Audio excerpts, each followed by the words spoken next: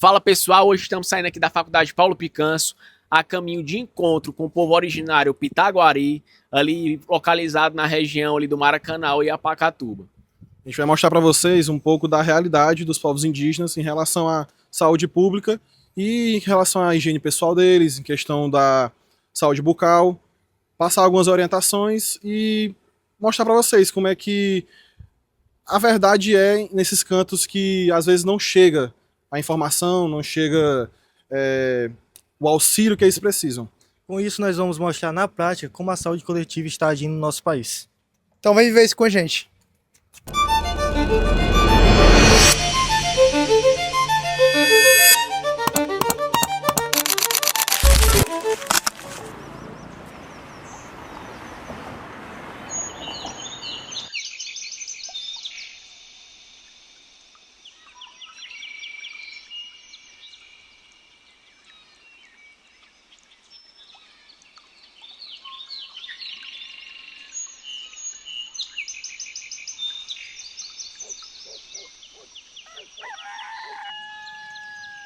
Meu nome é Neto, sou indígena Pitaguari, atualmente trabalho no Polo Indígena de Maracanaú. Já fui presidente do Conselho Distrital de Saúde Indígena do Estado do Ceará, que é o conselho que delibera sobre as ações de saúde indígena no Estado. E já fui também vice-presidente do Fórum Nacional dos Presidentes de Condis no Brasil. A gente vai conversar aqui um pouquinho hoje sobre esse histórico da saúde indígena, sobretudo no Estado do Ceará.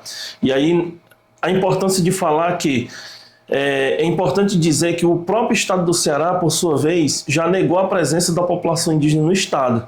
Então, nós temos a compreensão de que nenhuma política pública ela pode adentrar dentro de um território indígena sem ter a regularização fundiária e o reconhecimento do Estado brasileiro da existência desse povo. Então, o Estado do Ceará, só no ano de 2017, foi que a Assembleia Legislativa votou um novo decreto, votando uma lei reconhecendo a existência dos povos indígenas, mas a gente quer reafirmar que a presença da população indígena no Ceará, que inclusive o próprio nome Ceará dá origem, vários bairros de Fortaleza nascem dessas organizações dos movimentos, sobretudo o movimento indígena, dá origem a este belíssimo estado onde nós estamos. E aí, nos anos 80, nós tivemos essa reorganização do movimento indígena no Ceará, iniciado pelo povo Tapeba, do município de Caucaia. E aí, a partir disso, outros povos vieram. Então, inicialmente, nós tínhamos ali 4 povos. Tapeba, localizado no município de Caucaia, Pitaguari, localizado nos municípios de Maracanã e Pacatuba, Genipapo Canidé, localizado no município de Aquiraz, e o povo Tremembé, que estão localizados em 3 municípios, Acaraú, Itarema e Itapipoca. Hoje, pelo último censo do IBGE, nós temos uma população com mais de 50 mil indígenas, São quase 20 povos, são de 17 presentes em mais de 17 municípios cearenses.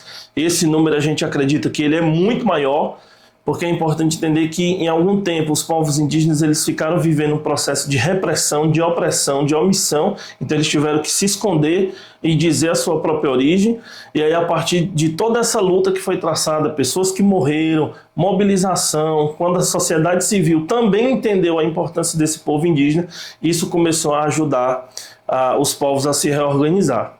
E a saúde indígena ela entra no nosso estado ali pelos meados dos anos 90, Nós temos hoje a saúde indígena coordenada por uma política nacional criada no ano de 2002, que é a Política Nacional de Atenção à Saúde dos Povos Indígenas, PENASP, e ela é um apêndice do Sistema Único de Saúde. Nós temos o Sistema Único de Saúde, que é o SUS, e paralelo a ele, mas fazendo a mesma ação, nós temos o Subsistema de Atenção à Saúde Indígena. Por isso que a gente considera que ele é um apêndice, porque ele faz exatamente esse trabalho do Sistema Único de Saúde em locais em que os municípios e que o Estado não consegue atuar. Mas não consegue atuar, muitas das vezes aí nós temos 2 questões fundamentais. A ausência do poder público, do poder mesmo legislativo e o querer do gestor de executar a política onde tem que ser executada, e a segunda são por questões extremamente notáveis, como geografia, acesso, clima, língua. Os nossos profissionais, por exemplo, da saúde indígena, eles precisam ter essa habilidade linguística diferente, porque nós realizamos atenção básica. Aqui vocês estão conhecendo uma unidade básica de saúde indígena. É um polo indígena, é uma sede administrativa. Então aqui nós temos a assistência e a administração neste local. Mas a gente tem outras unidades que são unidades assistenciais. E o nosso corpo conta com médico, cirurgião dentista, enfermeiro, técnico de enfermagem, agentes comunitários de saúde, agentes indígenas de saúde e indígenas de saneamento, porque nós também fazemos uma coisa além daquilo que tem a compreensão muitas das vezes na legislação, né, que as pessoas ainda não têm um entendimento de que os determinantes ambientais são parte de um problema sério de saúde pública. Então nós já, antecipando, a gente já faz isso. Então a gente leva saúde e saneamento para o interior das terras indígenas. Fátima, na sua opinião, qual a importância do agente da saúde na comunidade indígena? Meu nome é Fátima, eu sou agente comunitário de saúde há 34 anos, né? E estou atuando na população indígena. O nosso principal papel, que nós somos o elo da comunidade com a equipe, o nosso principal papel é trabalhar a promoção da saúde, através das orientações, né? Identificar casos, encaminhar a saúde. Então, o nosso papel é bem isso, é identificar, faz uma triagem, né? E comunica para a equipe, e a gente trabalha na promoção das doenças, né? Na saúde. Nosso principal papel é esse. Acompanhar, orientar, identificar casos, acompanhar hipertenso, diabéticos, as gestantes. No caso da saúde indígena, nós acompanhamos crianças menores de 5 anos. Questão da vacina, crescimento e desenvolvimento, né? Então é todo esse papel. Então nós somos o elo que traz as problemáticas da população até o serviço de saúde. Quando vocês vão fazer uma visita, como que acontece ela? Você chegou na casa da pessoa, fazem quais tipos de perguntas, fazem alguns exames, pode falar um pouco? Porque nós temos, a princípio, o cadastro das famílias. Tudo começa através do cadastro, nós temos que ter. Ali no cadastro eu identifico quem é hipertenso, quem é diabético, se é gestante, se é um cadeirante, se é uma pessoa agora muito TDAH, todas essas informações eu preciso ter para eu nortear a visita. Tipo, amanhã eu vou visitar a Aldeia Nova, eu vou passar na casa do seu Alcides, da dona Mazé. Eles são um casal de idosos que vivem numa situação bem vulnerável por ser idoso, mora praticamente só, são hipertensos, né? Então, quando eu chego, eu já tenho que ter, o principal é a confiança deles, a fala, a gente tem que falar uma linguagem que todos entendam, né? E saber a questão da medicação. Aí eu chego, a gente também pesa os hipertensos e diabéticos na saúde indígena. Isso também é um papel específico da saúde indígena, pesar e acompanhar, né? E eu vejo a questão de medicamento, por ele ser idoso, eu vejo se está sendo tomado direito, a quantidade de tempo que ainda falta. Venham no posto, agenda a visita do médico, por ele ser idoso, eles não tem muito como vir para a unidade. O médico faz a visita, então tem a visita do agente comunitário de saúde, e dependendo do que a gente veja, a gente solicita a visita da equipe, assim como do dentista. Nós temos agora psicólogo, nós temos agora também, foi um ganho para a gente, do nutricionista. Então tudo isso a gente tem que ter ciência do que está acontecendo naquela família e trazer o que for de problemático para a unidade de saúde. Mas a nossa visita básica é bem essa, é de orientar, chega na casa, né, orienta. Se for gestante, vê a questão do pré-natal, se ela já tomou a vacina, se ela está com acompanhamento e desenvolvimento do feto normal através dos exames, né? Nós temos também aqui no próprio polo, dia de sexta-feira, coleta de exames, né? A gente já não precisa ir até o hospital. Aí isso tudo é agendado, né? As visitas domiciliares é agendado.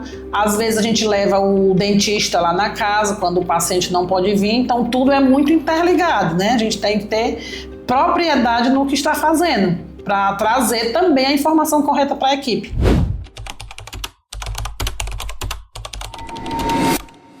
Me chamo Cristiane Poleto, sou enfermeira, tenho já 18 anos de profissão. E assim, já na minha perspectiva de trabalho, eu já trabalhei tanto na gestão, já passei por várias áreas. Trabalhei na gestão, trabalhei na saúde indígena em outra oportunidade, no outro estado, que eu sou paraibana, trabalhei em Pernambuco, e atualmente estou aqui nessa unidade há quase 6 anos. Mas também trabalhei também na unidade de saúde tradicional, não indígena. Então, assim, o que é que a gente pode trazer de diferença de uma para outra? Só que a questão do costume, que é o que, né, o que mais diferencia. Por quê? Porque a gente, na saúde indígena, a gente tem muita questão de levar em consideração a tradição, levar os costumes indígenas, né?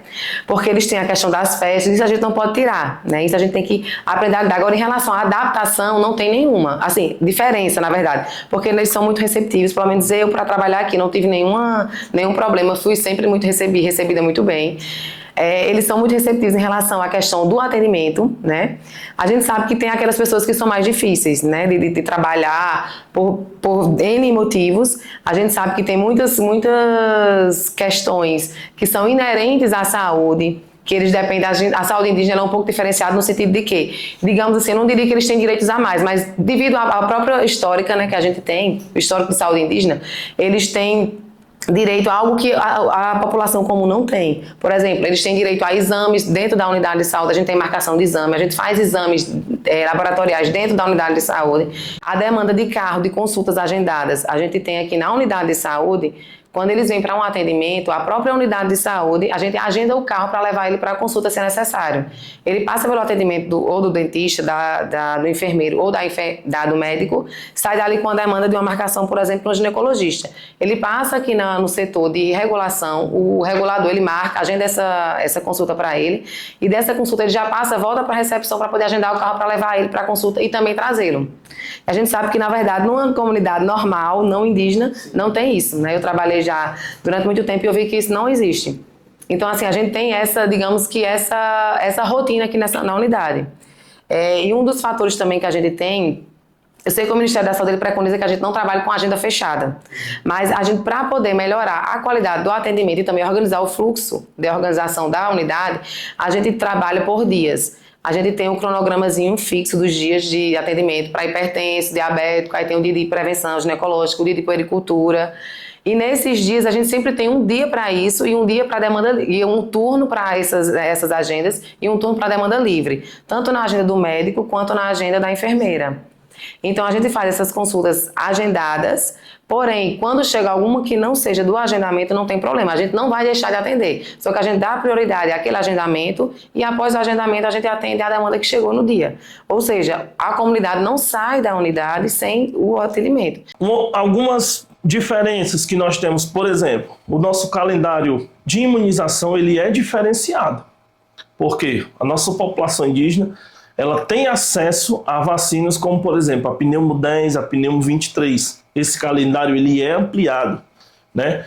Nós também temos acesso à vacina, por exemplo, da febre amarela, que no calendário comum a criança toma aos 9 meses e aos 4 anos. Na população indígena, se a pessoa não tem registro, em qualquer idade, é necessário se fazer uma dose de vacina contra a febre amarela, por exemplo.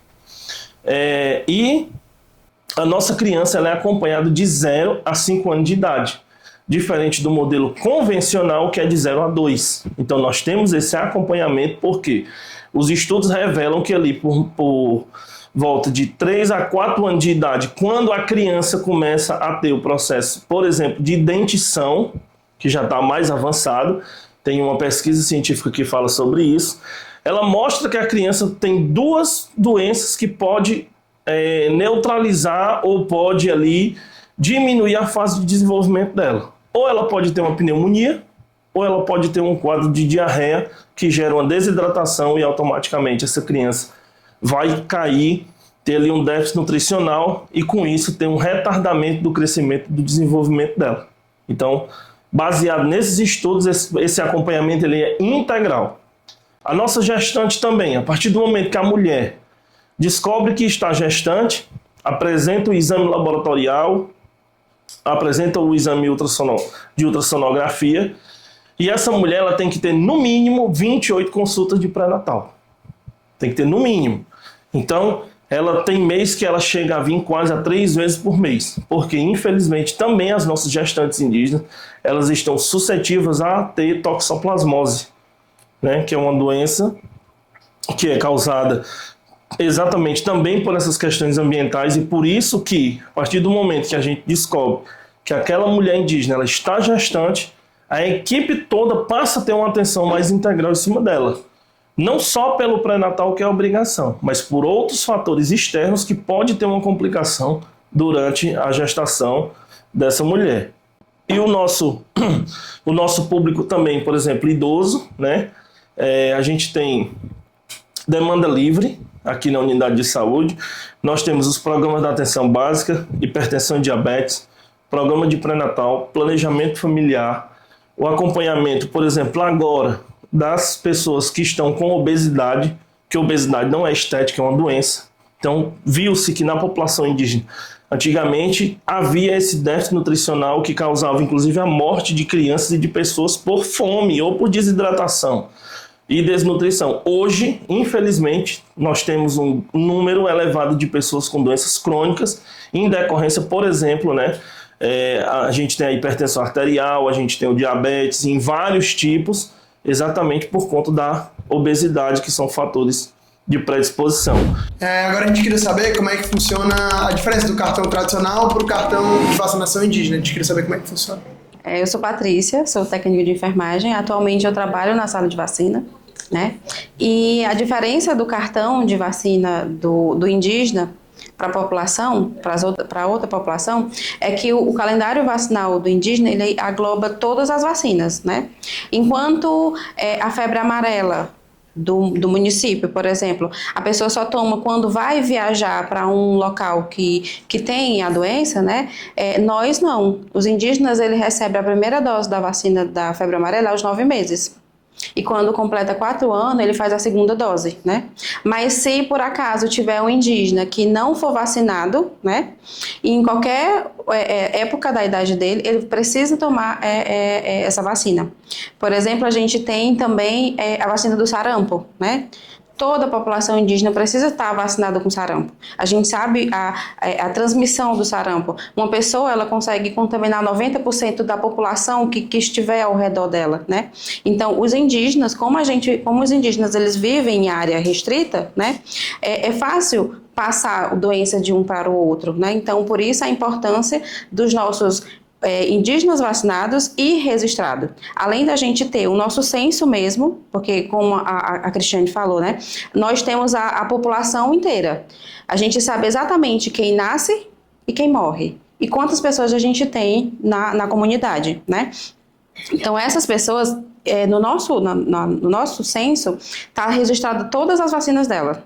Se eu quiser saber quantas pessoas falta gripe atualmente agora, a gente vai lá e filtra, a gente sabe exatamente quantas pessoas faltam tomar gripe, quantas pessoas faltam tomar pneumo 23, que é uma vacina também muito importante que tem no calendário indígena, que não é no calendário convencional, né? Os indígenas, eles recebem 2 doses da pneumo 23 e a gente trabalha em cima da normativa da vacina, né? Quase toda semana a gente tem uma atualização.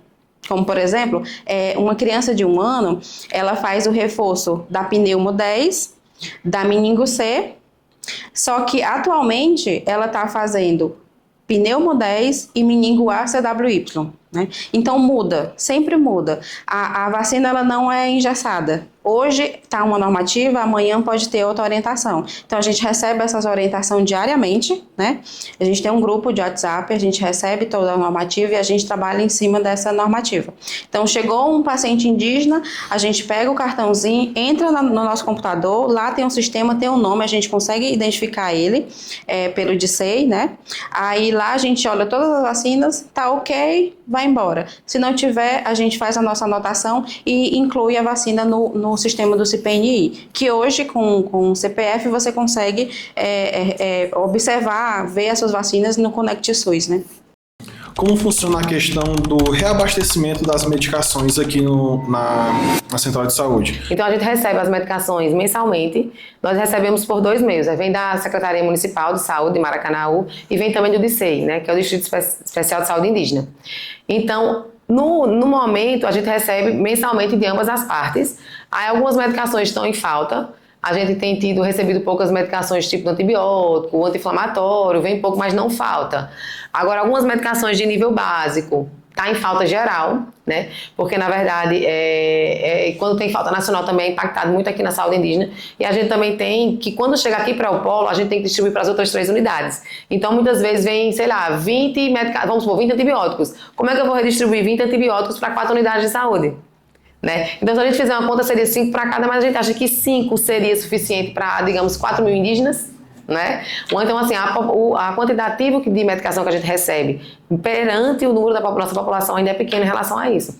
Mas sempre tem a medicação. O importante é só a quantidade que falta, mas a gente recebe mensalmente. Tanto do município que a gente tem, né? A parceria do município, quanto do estado. Quanto do ICEI. A saúde indígena, a gente tem um controle de toda a nossa população. Se você me perguntar hoje qual a minha população, eu vou dizer que a minha população é 1.630 indígenas. Porque a gente tem um controle de toda a nossa população. Eu sei quantas crianças eu tenho, quantos adultos, quantos hipertensos, quantos diabéticos eu tenho, quantos acamados eu também tenho. Por quê? Porque esse controle a gente faz mensalmente. Como a gente precisa enviar essa planilha mensalmente e também vai junto com a produção para o DICEI, que é quem rege o nosso trabalho, tudo a gente manda para ele e ele faz um apanhado dentro lá. Eles têm uma área técnica específica. Dentro dessa área técnica ele faz um levantamento de qual a medicação que vai precisar. Medicação para hipertensão e diabetes, esses do programa, hipertensão, diabetes, tuberculose, hanseníase, graças a Deus não falta. Só falta de fato quando está em falta no mercado, mas assim, a gente não tem falta na unidade de saúde, sempre tem. Às vezes o que a gente tem, alguma medicação específica, por exemplo, metformina de 850 miligramas, que é uma medicação mais difícil de ter, eles não, às vezes, quando falta na unidade, porque aqui vem mais de 500 miligramas, mas quando falta 850, eles têm o cadastro, faz o cadastro na farmácia central, que é a farmácia popular, e eles conseguem pegar. Então, assim, a gente diz que não tem falta. Insulina, tudo a gente tem na unidade de saúde. Quando falta é por demora de atraso, né? Porque tem problema de carro para entregar alguma coisa, mas de fato não tem. Então, esse levantamento, a gente envia para ele o quantitativo de hipertenso, porque a gente faz o quê? O hipertenso e o diabético, nominalmente, vai para a Secretaria de Saúde do indígena, com as medicações que cada um toma. Então, a partir disso, ele faz o levantamento da medicação que a gente usa mensalmente. Aí tem também aquela proporção que ele faz à parte, né? Porque aqueles que podem chegar para entrar no mês, né? No mês para poder iniciar a questão do programa. Então, sempre vem um quantitativo a mais. Então, a gente sempre tem uma reserva para partir para o mês seguinte. Porque se nós estamos falando de saúde pública, se nós estamos falando de saúde coletiva, se nós estamos falando de saúde numa comunidade, quanto mais ações de prevenção e quanto mais diagnósticos precoces eu tiver, eu consigo retardar que essa doença se espalhe no meio comunitário.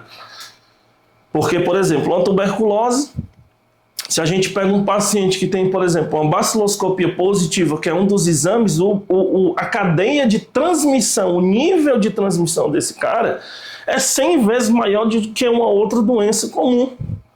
Né? É muito rápido que se transmite. E principalmente quando você mora em comunidade, onde a maioria das coisas no ambiente do domicílio, ele é compartilhado o copo, ele é compartilhado o talher, ele é compartilhado, por exemplo, a toalha mesmo do banho, nem todo mundo consegue ter o seu kit próprio. Então, viver em comunidade é isso. E nós, né, profissionais de saúde, nós precisamos ter essa sensibilidade, nós precisamos perceber a importância de fato do que é viver numa comunidade. Porque a nossa ação, ela é a porta de entrada do Sistema Único de Saúde, do sistema público brasileiro. Nós temos que prevenir as doenças, porque eu defino que quais são os 3 pilares do SUS: a promoção, a prevenção e a recuperação. Se nós pegarmos hoje o que nós estamos fazendo no Brasil, nós estamos, entre aspas, perdendo mais tempo recuperando do que prevenindo e, infelizmente, estamos perdendo a capacidade de promover.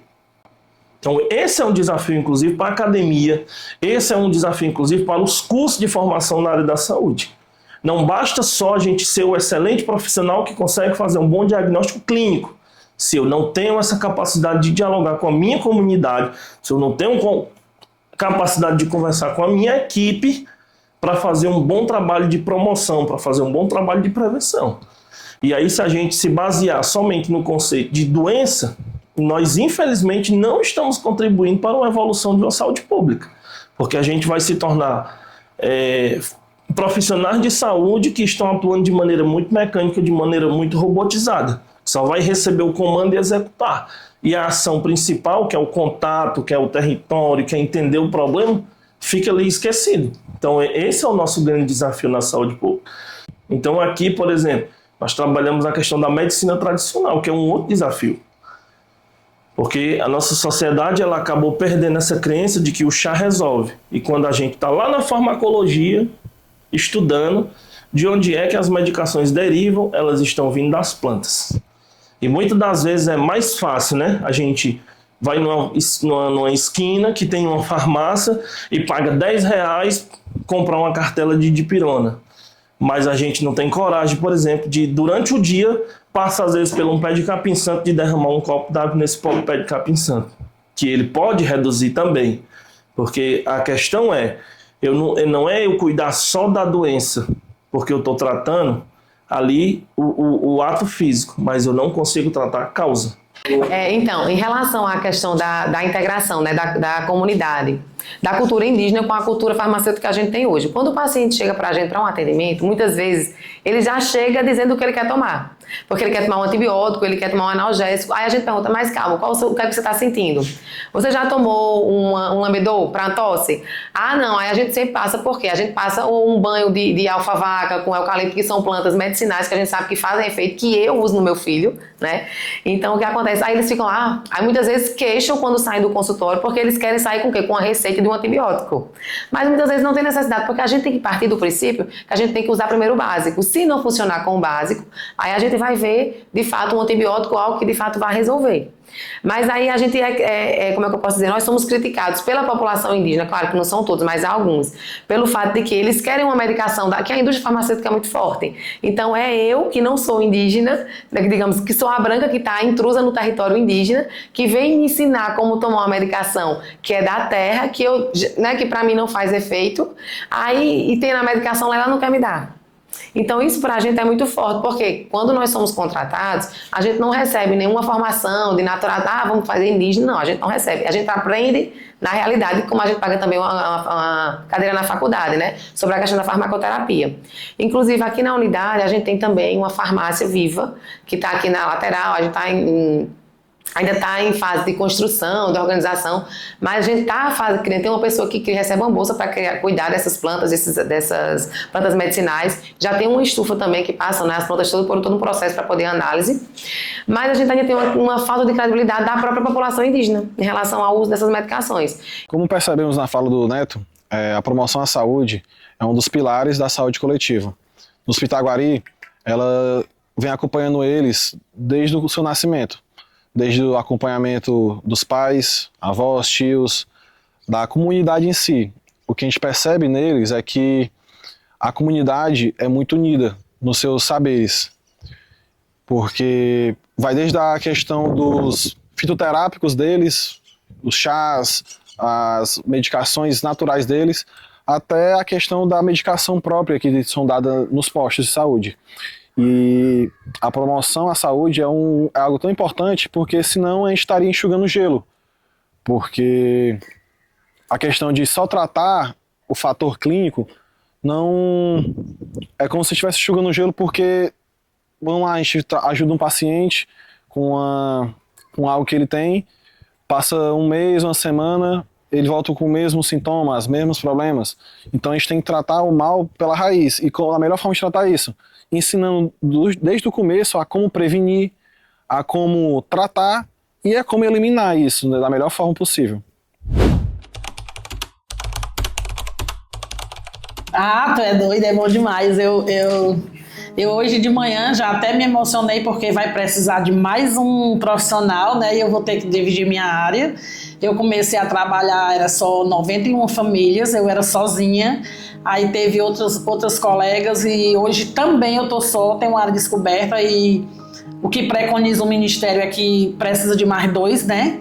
E eu vou ter que me desfazer de algumas pessoas, que assim, eu sou mãe, eu sou madrinha de mãe. É tanto que a minha enfermeira às vezes liga assim, ei, madrinha de todo mundo, tu tá por onde hoje? Né? Porque o que importa é isso, é você chegar, eu tenho uma família que todo dia ela bota bom dia, que Deus abençoe seu dia, sabe? A confiança deles, assim, da gente saber o que eles comem, saber o quanto ganha, saber como está a prevenção, saber como está a questão sexual, saber como está a religião, sabe? Isso tudo a gente se envolve, querendo ou não, né? Então, assim, esse elo ninguém tira, não tem dinheiro que pague. Não tem, porque você vai na casa, o médico ele fica aqui, e eu não, eu entro à casa. Então, tem pessoas da própria comunidade que não são bem-vindas às casas uns dos outros, enquanto a gente né?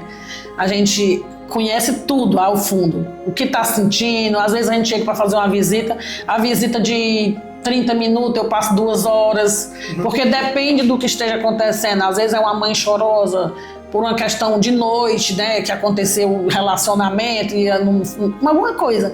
O filho que dá preocupação, daquele que não está querendo ir para a escola. Então, assim, a gente é muito elo, sabe? E eu sou madrinha de muita gente, graças a Deus, tem pessoas mais idosas do que eu que me viram na barriga da minha mãe, que hoje olha pra mim e diz assim, Dona Fátima, tem médico hoje? E assim, é bem legal, entendeu? A confiança, isso não tem dinheiro que pague. Muito bom.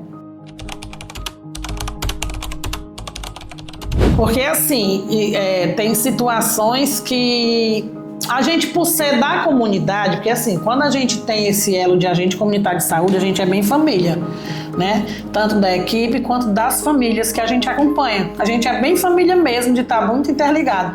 E uma coisa que me deixou muito triste e muito feliz ao mesmo tempo foi eu ter que entrar em uma funerária e eu escolher tudo assim, sabe, para uma criança que tinha vindo a falecer de acidente de ônibus.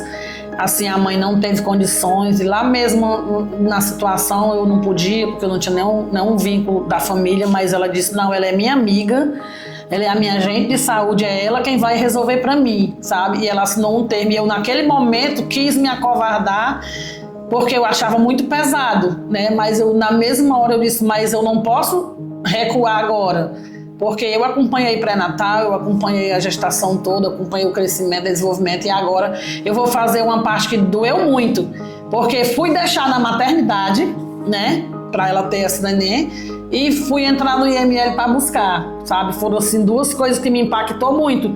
A sensação que eu tive de entrar para deixar, para nascer, e a sensação que eu tive de trazer sem vida para devolver para a mãe, sabe?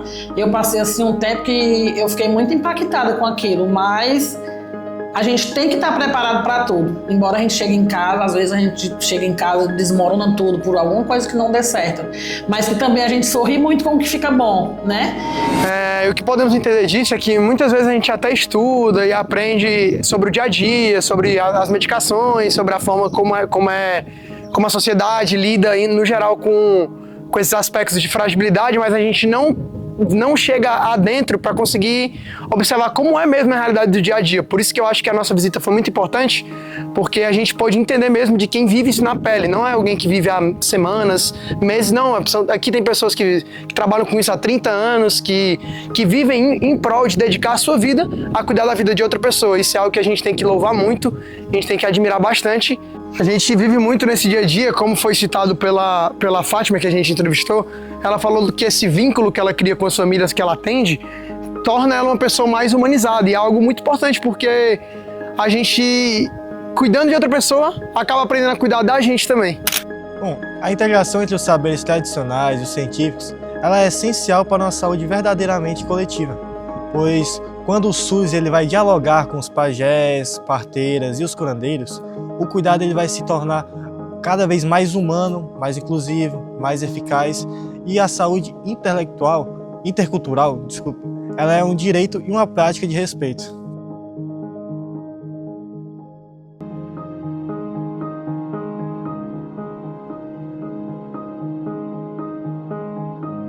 Com base no que foi passado aqui, né, pela enfermeira, pela chefe aqui da vacinação, a gente conseguiu entender o quão importante é a gente conseguir se adaptar ao meio que a gente está trabalhando, né? Vamos supor, a chefe de enfermagem falou, quando ela chegou aqui na comunidade, ela foi bem recebida, porém, como era a medicina tradicional, que ela já tinha aprendido no contexto, né, da saúde coletiva, ela teve que fazer adaptação e conseguir entender como é que trabalhava aqui com a comunidade, como é que funcionava essa questão social com a comunidade. Então é muito importante nós, como cirurgiões dentistas, a gente entender e se adaptar para aquele atendimento, a gente conseguir se integrar realmente, não intimamente, né, mas se integrar pelo menos minimamente, conversar com o paciente para entender qual é o contexto social dele, para que a gente consiga transparecer e também repassar e ajudá-lo a ter um tratamento adequado com a sua realidade.